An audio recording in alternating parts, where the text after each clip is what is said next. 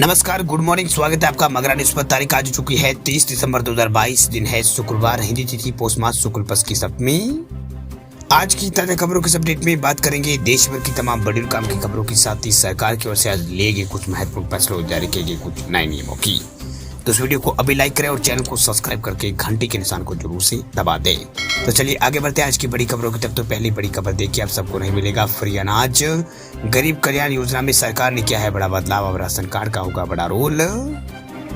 प्रधानमंत्री गरीब कल्याण अन्न योजना को लेकर बड़ी खबर है। दरअसल प्रधानमंत्री गरीब कल्याण अन्न योजना के तहत अब उन लोगों को यहाँ पर फ्री राशन मिल रहा था जिनके पास राशन कार्ड नहीं था, लेकिन राष्ट्रीय खाद्य सुरक्षा अधिनियम के तहत अब राशन कार्ड धारकों को ही जो मुफ्त में है गेहूं और चावल जो है वो दिया जाएगा। जिनके पास राशन कार्ड नहीं है उन्हें ये सुविधा जो है वो नहीं दी जाएगी।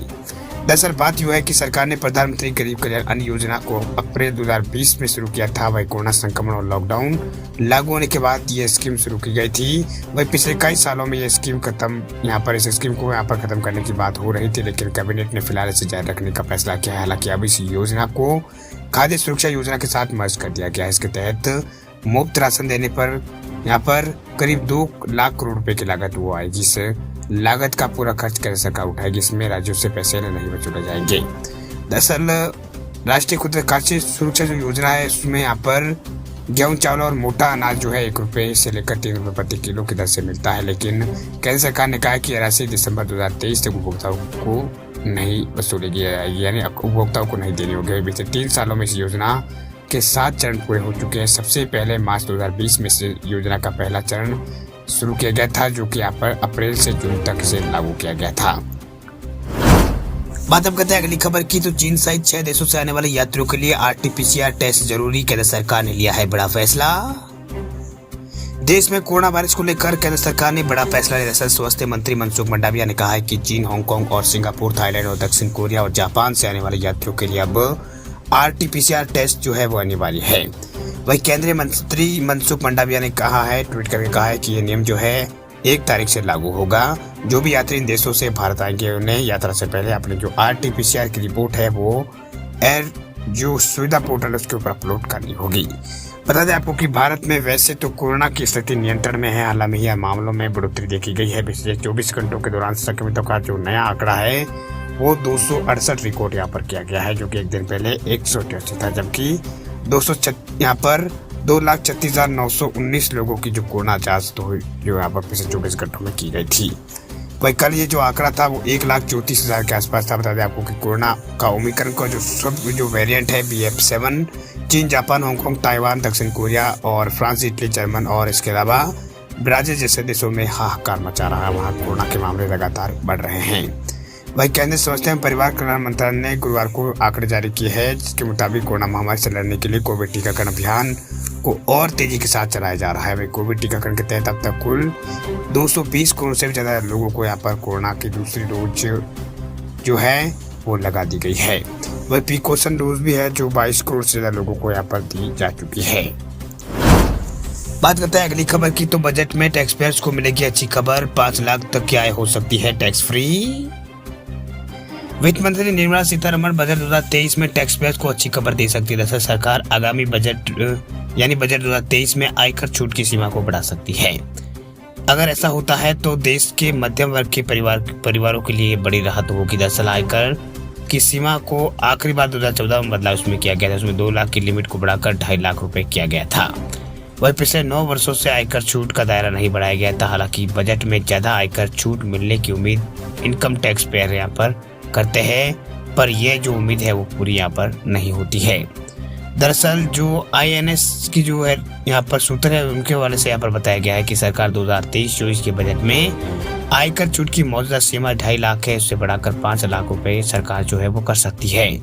बता दें आपको कि मोदी सरकार के इस कार्यकाल का यह आखिरी पूर्ण बजट होगा। वैसा 2024 में आम चुनाव होगी। उम्मीद है कि सरकार बजट में वित्त मंत्री आयकर सीमा को यहाँ पर बढ़ाकर मध्यम वर्ग की जो जनता है उसे लुभाने की जो कोशिश है वो जरूर करेगी। चलिए बात करते हैं अगली खबर की। तब नकली हॉलमार्क सोने की बिक्री पर लगेगी लगाम, सरकार तैयार कर रही है नया प्लान। दुनिया में सोने की खपत के मामले में भारत अव्वल नंबर पर है। वही दुनिया की दूसरी सबसे बड़ी गोल्ड ज्वेलरी मार्केट हमारे इंडिया में ही है। भले ही सरकार ने देश में हॉलमार्क ज्वेलरी जो है उसकी बिक्री को अनिवार्य कर दिया है, पर मार्केट में अभी नकली हॉलमार्क गोल्ड ज्वेलरी धड़ल्ले से बिक रही है। वही सरकार इस पर रोक लगाने की तैयारी में है, क्योंकि अब इससे एक तो यहाँ पर आम लोगों को नुकसान हो रहा है, तो दूसरी ओर सरकार को राजस्व की हानि का सामना भी करना पड़ रहा है। इस बारे में मालाबार गोल्ड डायमंड के चेयरमैन का कहना है कि फेक हॉलमार्क वाली ज्वेलरी बाजार में 20 से 300 रुपए प्रति ग्राम सस्ती यहाँ पर मिलती है। इस वजह से भी आम लोगों का ध्यान इस पर और नहीं जाता है। वही सरकार के गोल्ड पर आयात शुल्क बढ़ाने से देश में बड़े पैमाने पर सोने की स्मगलिंग जो है वो होती है। वह खुद वित्त मंत्री निर्मला सीतारमण इस पर हाल में यहाँ पर चिंता जता चुकी है। ऐसे में नकली हॉलमार्क ज्वेलरी में इसे सोने का इस्तेमाल किया जाता है। वही रिटेल दुकानदारों में जो है वो सस्ता भी पड़ता है। बात करते हैं अगली खबर की, तो बढ़ती महंगाई का गरीबों पर नहीं होगा असर, न्यूनतम मजदूरी के लिए सरकार ने उठाया है नया कदम। भारत में अभी लोगों का मेहनताना अभी सरकार की न्यूनतम मजदूरी के नियमों के कायदों से तय होता है, पर इस व्यवस्था में जल्दी बदलाव हो सकता है। दरअसल सरकार का ये फैसला देश के करोड़ों लोगों को यहाँ पर गरीबी रेखा के दायरे से बाहर निकालने वाला होगा। वैसे भी सरकार ने सतत विकास लक्ष्यों के तहत 2030 तक देश में अत्यंत गरीबी को मिटाने का टारगेट रखा है, तो उसमें बदलाव यहाँ पर सरकार कर सकती है। दरअसल ईडी की खबर के मुताबिक सरकार अब मिनिमम वेजेस यानी न्यूनतम मेहनताना यानी न्यूनतम मजदूरी की जगह लिविंग वेजेस व्यवस्था को लागू करने पर विचार कर रही है। इसका मतलब यह हुआ कि देश में अब लोगों को न्यूनतम मजदूरी की जगह इतनी जगह मिलेगी कि जो उनके जीवन जीने लायक सही हो। बात अब करते हैं अगली खबर की, तो 5G को लेकर बड़ी खबर देखिए। मुकेश अंबानी ने की है ये घोषणा, नए साल में पूरे देश में होगा जियो का 5G नेटवर्क, हर किसी को मिलेगा लाभ। आप नए साल में पूरे देश में यहाँ पर 5G सेवाओं का आनंद ले सकेंगे। दरअसल मुकेश अंबानी ने घोषणा करते हुए कहा है कि 2023 में जियो 5G की सुविधा जो है देश के हर शहर हर गांव में मिलने लगेगी। दरअसल बात यह है कि देश की दिग्गज जो कारोबारी है मुकेश अंबानी, उन्होंने रिलायंस की कमान संभालते हुए 20 साल उन्हें पूरे हो गए हैं। वह मुकेश अंबानी का कहना है कि साल 2002 में दिग्गज उद्योगपति और पिता धीरूभाई अंबानी के आकस्मिक निधन के बाद मुकेश अंबानी ने रिलायंस इंडस्ट्रीज लिमिटेड की बागडोर को संभाला था। वही मुकेश अंबानी की कारोबार सूझबूझ और कुशल नेतृत्व के चलते रिलायंस आज देश में सबसे बड़ी बहुमूल्य कंपनी यहाँ पर बन गई है। बताते हैं आपको कि मुकेश अंबानी के कमाल संभालने के बाद से ही 20 साल में ये कंपनी की कमाई जो है 17 गुना बढ़ी है। वही कंपनी का लाभ जो है 20 गुना बढ़ गया है। आज रिलायंस पेट्रोलियम और टेक्सटाइल से आगे निकलकर टेलीकॉम, रिटेल और मीडिया और आर्टिफिशियल इंटेलिजेंस जैसे क्षेत्रों में बादशाहत वाला एक वैश्विक समूह बन गया है।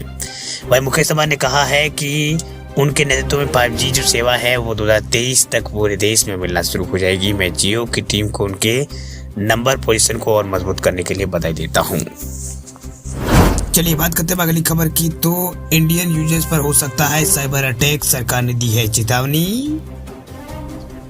लास्ट पास के एक पासवर्ड मैनेजर प्लेटफॉर्म है, जिस हाल में इस प्लेटफॉर्म ने जानकारी यहाँ पर दी है कि जिन हैकर्स ने कंपनी के क्लाउड बेस्ड स्टोरेज एनवायरनमेंट को इस साल अगस्त को एक्सेस किया था, जिनके पास कंज्यूमर डेटा की कॉपी मौजूद है। इस डेटा ब्रेच को ध्यान में रखकर कंप्यूटर इमरजेंसी रिस्पांस टीम जो है IRCTC यानी यहाँ पर जो CIRTIN है उसने यहाँ पर एडवाइजरी जो है वो जारी की है और भारतीय यूजर्स को चेतावनी यहाँ पर दी है कि साइबर अपराधी उनके अकाउंट्स को हैक करने के लिए फिशिंग अटैक जो है वो कर सकते हैं।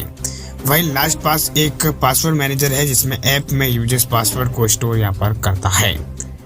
दरअसल पिछले हफ्ते लास्ट पास के CEO कर्मा तोबा ने यहाँ पर अगस्त 2022 में पहली बार यहाँ पर हैकिंग की घटनाओं पर एक अपडेट यहाँ पर दिया था। उन्होंने कहा कि कंपनी ने इस घटना को लेकर अपनी जांच में पाया कि एक अननोन